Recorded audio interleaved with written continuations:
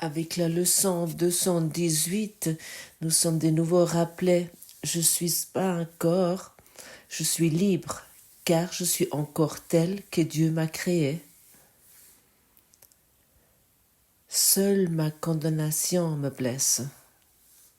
Ma condamnation garde ma vision ténébreuse, et par mes yeux aveugles, je ne peux pas voir la vision de ma gloire.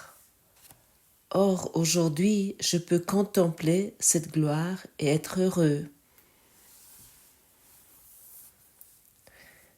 Seule ma condamnation me blesse. Et chacun d'entre nous connaît l'expérience de blessure. Et la plupart d'entre nous croient que ça vient d'ailleurs. Ça vient d'un pouvoir extérieur, d'un monde étranger, un monde extérieur à nous, des circonstances qui apparaissent par hasard et qui nous met dans la peur et de l'effroi ou des choses similaires. Mais c'est uniquement notre condamnation. Et c'est notre condamnation qui nous maintient dans la culpabilité. Nous devons vraiment comprendre le seul problème est notre culpabilité inconsciente dans laquelle que nous nous trouvons. Inconscient signifie inconscient, car si cela nous serait conscient, nous abandonnerons tout de suite. Et comment c'est maintenu dans notre inconscient? Avec des accusations, avec des jugements, avec des blessures que finalement que nous les infligeons à nous-mêmes pour en fait pas nous reconnaître ce que nous sommes véritablement. Nous sommes un soi de Dieu. Un soi de Dieu ne peut pas attaquer. Mais c'est une lumière éternelle et ne pourra jamais être changé, ni immuable. Mais dans des illusions, nous pouvons nous imaginer que nous pouvons être attaqués, que nous pouvons être blessés, que nous pouvons être réprimés, que nous pouvons être harcelés et d'autres choses encore.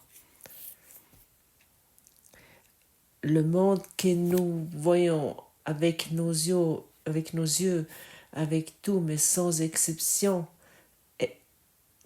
est un monde du non-pardon. Nous pouvons nous poser la question quel avantage a cela pour nous, et nous pouvons reconnaître que ça n'a aucun avantage et nous serons directement libres. Mais autant que nous croyons que ça a un quelconque avantage, que ce monde a encore quelque chose à nous proposer, autant que nous allons continuer à vouloir la garder. Et Jésus est vraiment très, très occupé avec ce cours en miracle de nous montrer quotidiennement d'une façon très différente que ce monde n'a aucun avantage, que ce monde nous a rien à proposer, pas plus que ce corps. Nous avons parlé de cela hier, que le corps est comme une casserole de cuisine. Il ne peut rien sentir, il ne peut rien voir, il ne peut rien faire par lui-même. Et pour cette raison, nous sommes aussi invités de ne retrouver cette formulation « nous, je ne suis pas un corps, je suis libre ». Nous pouvons également reconnaître « je ne suis pas une casserole, je suis un soi de Dieu ». Oui, cette formulation semble un peu extrême, mais parfois nous avons besoin des exemples aussi extrêmes pour qu'à un moment ou l'autre, ou peut-être même maintenant, que nous allons reconnaître, oui, je suis vraiment pas un corps, je me suis trompée. Je peux être heureux. Je peux être heureux maintenant malgré tout ce qui se passe.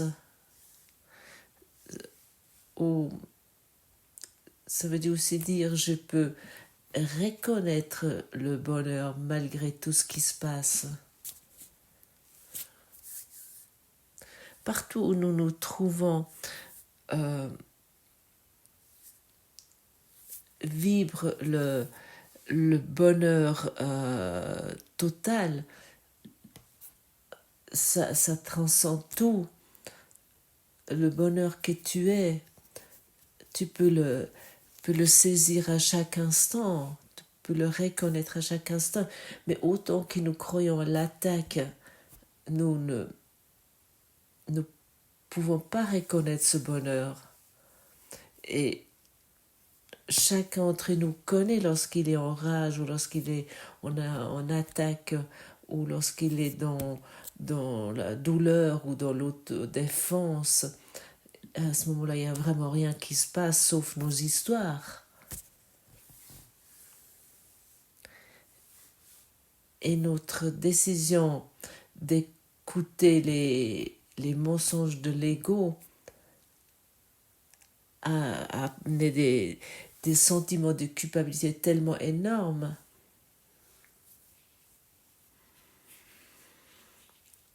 Et si tous nos sentiments de culpabilité sont délivrés dans notre esprit, la maladie n'existe pas. Elle ne peut pas exister. Ça a été déjà dit hier. Et ça, bien sûr, ça a déclenché beaucoup de questions. Si la culpabilité est totalement résolue, le corps ne peut plus expérimenter la douleur et pas plus que non plus la maladie. Ça signifie nous portons la maladie dans notre inconscient qui se démontre ensuite dans notre corps ou dans le monde. En fait, nous ne portons pas l'idée d'un rhume ou l'idée d'un virus ou l'idée d'un diagnostic d'un cancer. Ça, c'est finalement le symptôme qui se montre. Mais ce qui nous portons en nous, c'est la culpabilité inconsciente. Et si nous ne prêtons plus croyance au mensonge de l'ego, qui a quelque chose à l'extérieur qui peut me menacer, si nous abandonnons cela, si nous abandonnons nos attaques et nous pardonnons nos attaques, à ce moment-là, nous allons reconnaître que nous sommes totalement guéris. Et bien sûr, à ce moment-là, le corps n'a plus besoin de tous ces symptômes. Le corps est un système biofeedback de l'esprit. C'est soit le système biofeedback d'un esprit jugeant ou d'un esprit guéri. Rien d'autre. Et c'est le cuisinier qui décide qui va être cuisinier. Et nous ne sommes pas ici pour apprendre ce cours au miracle par cœur, comme un livre de cuisine, où nous pouvons décrire chaque page et que nous pouvons raconter fièrement quelle recette, quel repas sont démontrés dans ce livre. Nous sommes ici pour cuisiner, nous sommes ici, ça veut dire nous sommes ici pour pratiquer, pour que nous comprenons ce qui est proposé ici quotidiennement. Autrement, ce ne sont uniquement des théories qui peuvent être à nouveau réfutées. nous posons des questions sur un niveau où nous ne pouvons pas comprendre la réponse, mais avec la pratique, nous allons comprendre avec douceur et avec facilité. Mais oui, c'est ainsi. Et comment j'ai pu croire à ce problème, à ce conflit, à cette dispute ou à ce jugement? L'ego nous a convaincus que nous avons volé l'identité à Dieu. Et bien sûr, maintenant, nous sommes effrayés qu'il va nous poursuivre pour cela. C'est tout simple. Ça a l'air inimaginable, mais nous portons cela en nous et cela est une culpabilité inconsciente. Et après, nous nous cachons dans le corps. Nous sommes sûrs, nous sommes en sécurité dans le corps envers Dieu, nous croyons. Car le corps est une image de la culpabilité. C'est une expression de la culpabilité. Et là où il y a la culpabilité, Dieu ne peut pas y aller.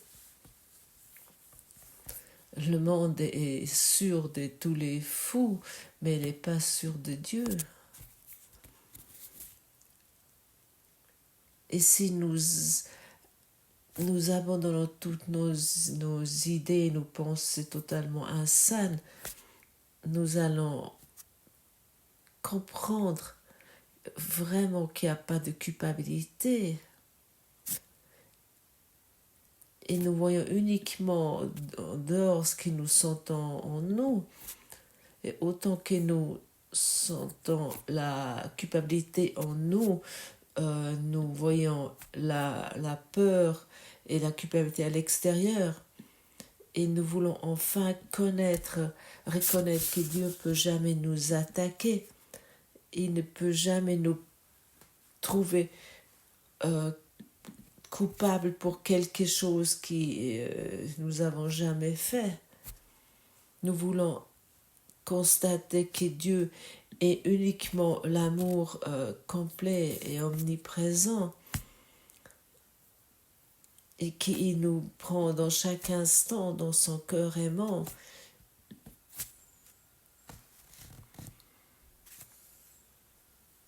Autant que nous sommes prêts, nous sommes déterminés de nous reconnaître dans notre véritable identité. Ça veut dire que nous voulons abandonner toute attaque, tout jugement. Comme déjà dit, ce n'est pas une pensée consciente, mais cette idée que nous nous sommes séparés de Dieu est la source de toute culpabilité.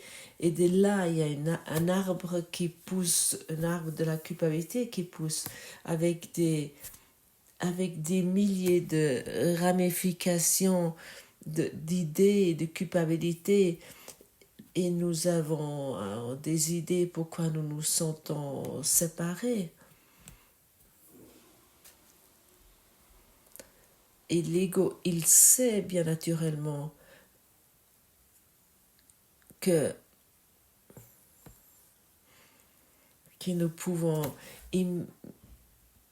nous allons immédiatement abandonner notre décision pour la culpabilité si nous comprenons un peu ce que ce courant miracle nous propose.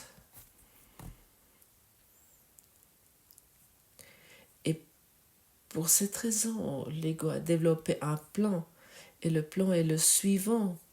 Nous projetons la culpabilité sur le monde, sur les autres. Et ainsi, nous ne pouvons pas la sentir en nous. Et ainsi,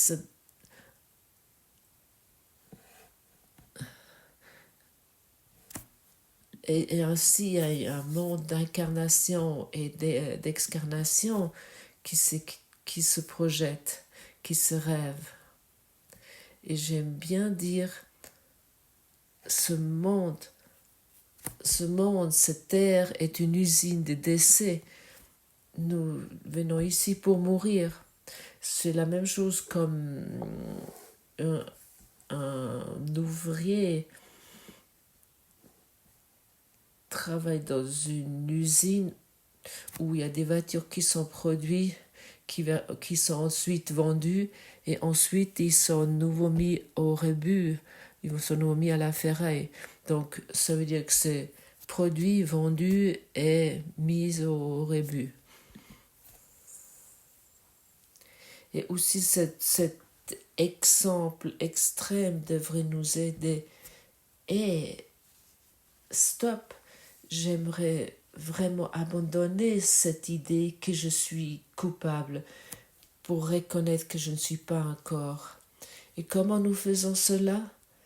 Nous terminons nos projections. Et autant nous mettons la culpabilité sur quelqu'un d'autre, autant que nous croyons que nous sommes soi-disant innocents. Est-ce que ce n'est pas ridicule vu depuis ce point de vue? Mon époux est coupable parce que ma épouse est coupable, parce que la politique, l'économie, l'industrie pharmaceutique, et je ne sais pas qui d'autre nous allons encore trouver, et tout ça seulement pour nous sentir mieux.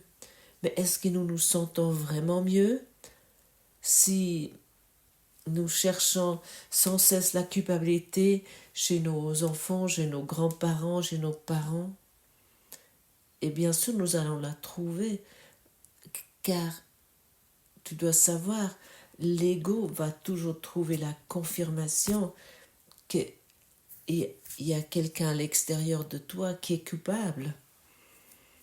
Et plus que nous nous enchevêtrons dans cette culpabilité, plus que nous devenons dépressives. Et nous regardons avec un regard plus assombri sur ce monde. Et nous pouvons ainsi de moins en moins nous connaître comme le soi de Dieu. Alors nous essayons de trouver peut-être dans des promesses de salut, dans des courants religieux tordus ou je ne sais pas quoi. Mais qui nous avançons pas d'un iota, ce qui nous avance véritablement, et c'est ça que nous voulons vraiment comprendre au plus profond dans notre esprit, c'est d'abandonner la culpabilité. Chaque fois que tu crois, tu constates quelque chose ou quelqu'un pour coupable, arrête-toi et pose-toi la question. Est-ce que j'aimerais la liberté et la paix? Ou est-ce que je pourrais abandonner cette attaque? Oui, je pourrais abandonner cette attaque ou cette idée de culpabilité, je pourrais l'abandonner. Et ensuite, choisis pour la leçon, choisis pour ce qui est proposé ici aujourd'hui et constate que c'est uniquement ta condamnation qui te blesse. Et c'est ça ta déclaration de libération. Enfin, tu es libre.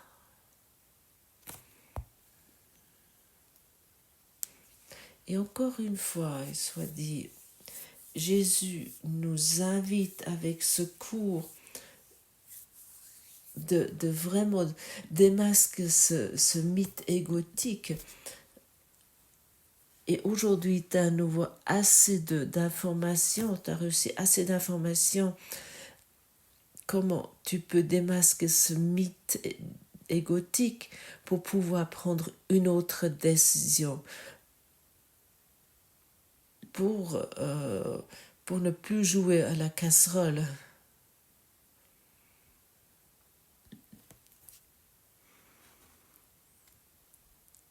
Bien sûr, il y a des casseroles qui sont très belles, et des casseroles qui sont de plus en plus stylées. Et puis ils ont des matériaux qui sont vraiment formidables. Mais malgré, c'est uniquement une casserole. Qu'es-tu en vérité?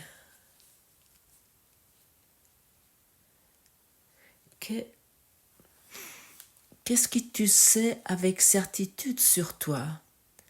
Suis cette idée. Qu'est-ce que tu sais vraiment avec certitude, vraiment 100% sur toi? Sais-tu que tu as un passé? Est-ce que tu sais ça à 100%? Que tu as été harcelé dans ton passé? Est-ce que tu te dois sentir coupable pour telle et telle raison? Est-ce que tu es à 100% certain que tu peux être séparé de moi? Est-ce que tu es à 100% sûr que ton conjoint est coupable? Est-ce que tu es à 100% sûr que tes parents, tes frères et sœurs, ou peu importe qui, t'ont attaqué? Suis une fois cette question de 100%, cette idée, et peut-être tu vas découvrir quelque chose d'étonnant. Je ne suis pas être à 100% certain ce que j'ai cru tout au long de ma vie et tout ce que j'ai démontré, défendu tout au long de ma vie. Oui, nous devons savoir que nos attaques, nos blessures, nos hontes et toutes nos histoires, nous les défendons, nous les protégeons, parce que c'est ça qui nous représente, ce que nous croyons ça être. Et nous devons quand même avoir quelque part, dans quelque chose, avoir raison. Autrement, nous arriverons où? Si toute notre vouloir avoir raison disparaît soudainement. Qui nous sommes à ce moment-là? Et qu'est-ce que nous pourrons encore discuter avec d'autres personnes, si plus sur la culpabilité d'autres?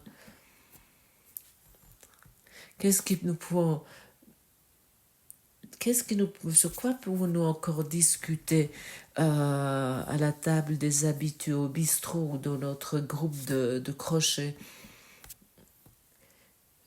Si ce n'est plus la faute de la politique, si enfin elle repris la responsabilité.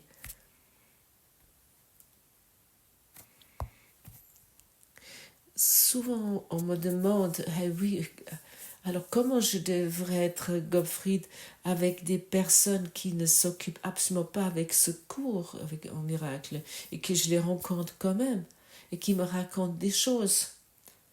Et c'est une fois la chose suivante. Dis à la personne, écoute, je t'ai écouté maintenant pendant quelques instants.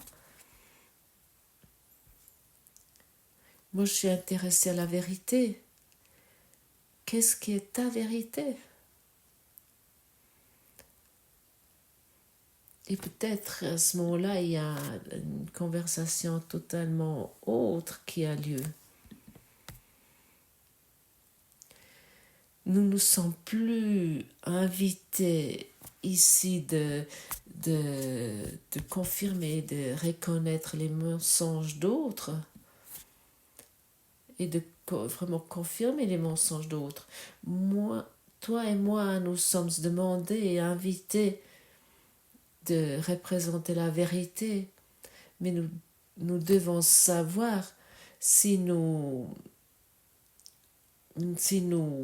confirmons ces conversations et nous mettons en accord avec ces conversations, à ce moment-là, nous soutenons le mensonge de l'ego.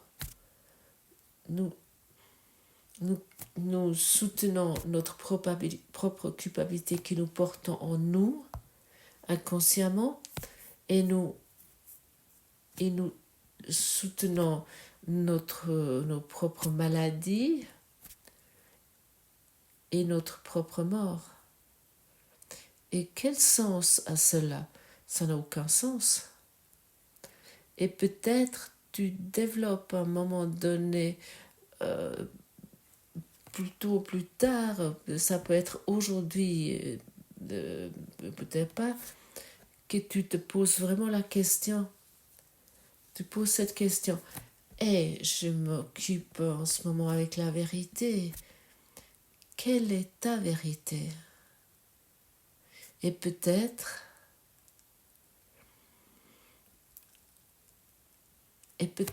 cette question va éveiller quelque chose dans ton vis-à-vis.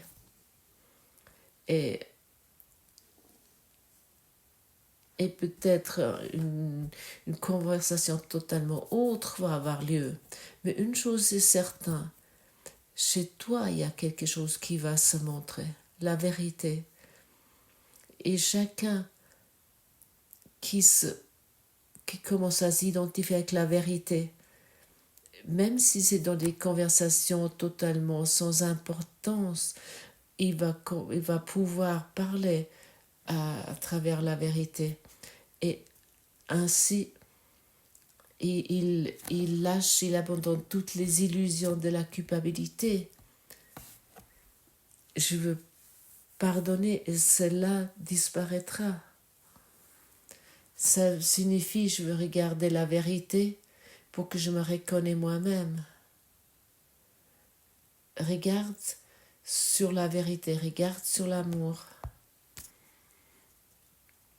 Et parfois, nous avons le sentiment que dans nos conversations habituelles, dans nos conversations quotidiennes avec le voisinage, avec nos amis, avec nos membres de famille et ainsi de suite, que nous sommes obligés de participer à ces conversations. Moi, j'ai vraiment le sentiment, ce temps est révolu. Nous sommes ici pour représenter la vérité. Je crois que Jésus n'a pas eu des conversations sans importance. Il s'est plutôt tu. Jusqu'à un moment donné, ça allait plus autrement que d'exprimer la vérité.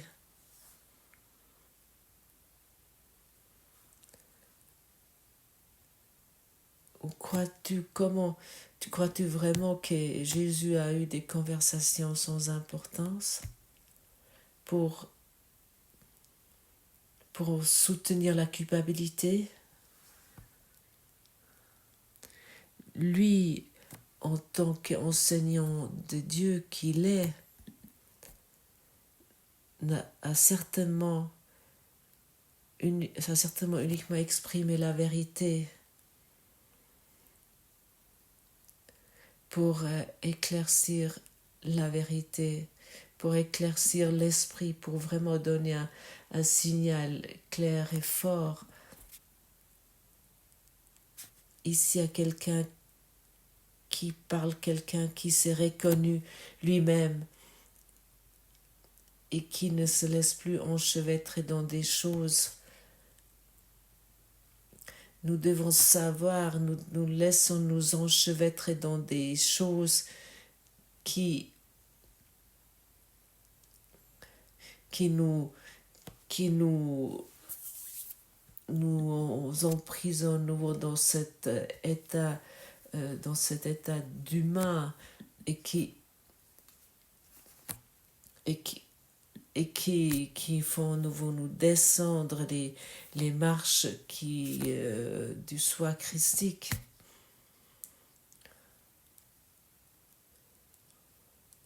pour être nouveau un hôte des ténèbres. Ne sois plus un hôte des ténèbres, de l'obscurité. Monte la montagne de la vérité, vers la montagne de la vérité.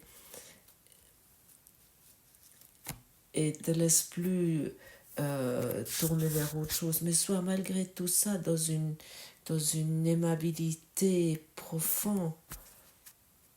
Nous ne devons pas défendre la vérité avec des phrases des phrases tout faites, soit disons des phrases simples. Nous devons uniquement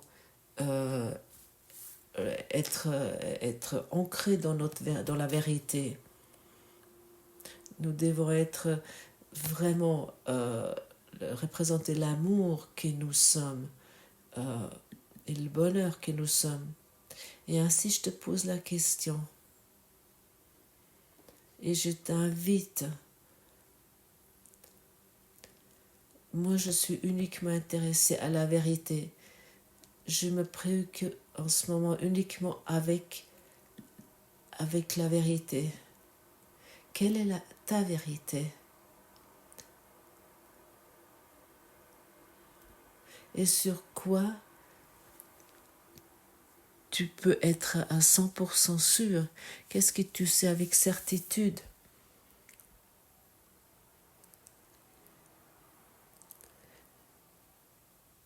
Et pourrais-tu abandonner sur ce que tu es soi-disant 100% sûr?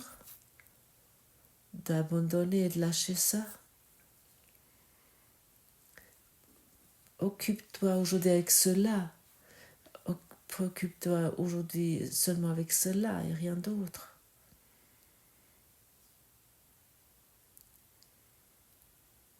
Et ensuite, ce deuxième pas que nous faisons,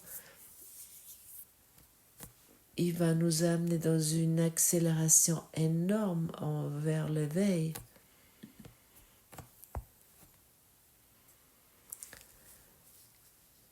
Est-ce que je peux être totalement certain ce que j'ai pensé sur ce que j'ai inventé sur moi et sur les autres?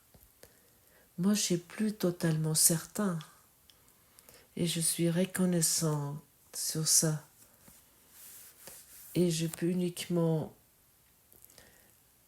être plein de gratitude envers Jésus et mon enseignant et mon guide intérieur qu'il m'a amené à ce point où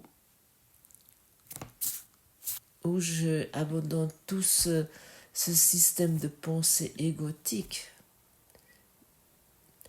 Moi, je l'abandonne, je me suis engagée à cela. Pour cette raison, je suis venue ici. Et ça, c'est ma mission que j'ai acceptée. Et maintenant, les dons de Dieu vont pouvoir se développer en moi, que j'offre avec plaisir, avec bonheur au monde. J'aimerais accomplir ma mission pour laquelle je suis venue ici. J'aimerais accomplir mon devoir et chacun que je rencontre m'est utile ici. Car chaque rencontre m'invite soit de rester dans mon idée du passé de la culpabilité, de la rage et de la peur, ou enfin d'accepter l'amour. Pourquoi décides-tu la force de pouvoir et tiens? Tu décides pourquoi? Est-ce que tu veux continuer à maintenir et de représenter ce mythe égotique d'une image erronée? Ou est-ce que tu te décides pour la liberté? Sois plein de courage, sois honnête, sois aimable. Dans ton introspection. Et engage-toi envers la vérité aujourd'hui. Et ces engagements que le Saint-Esprit va utiliser pour t'enseigner. Et ne sois pas effrayé des choses qui vont apparaître, qui vont arriver dans ta conscience pour pouvoir pratiquer le pardon. Simplement regarder, abandonner. C'est tout, simplement de regarder et d'abandonner. Et ne plus analyser les choses, d'où vient telle chose, ou pourquoi il y a telle chose, que simplement regarder et abandonner. C'est tout. Et à ce moment-là, nous allons reconnaître, je ne suis pas un corps, je suis libre. Et nous allons abandonner clairement cette idée que nous sommes libres si nous trouvons quelqu'un coupable. Et à ce moment-là, nous savons ce que Jésus voulait dire avec la leçon, et nous a proposé avec la leçon 218, que seule notre condamnation nous blesse et que nous pouvons enfin abandonner ce jeu d'attaque et de perte, de gagnant et de perdant.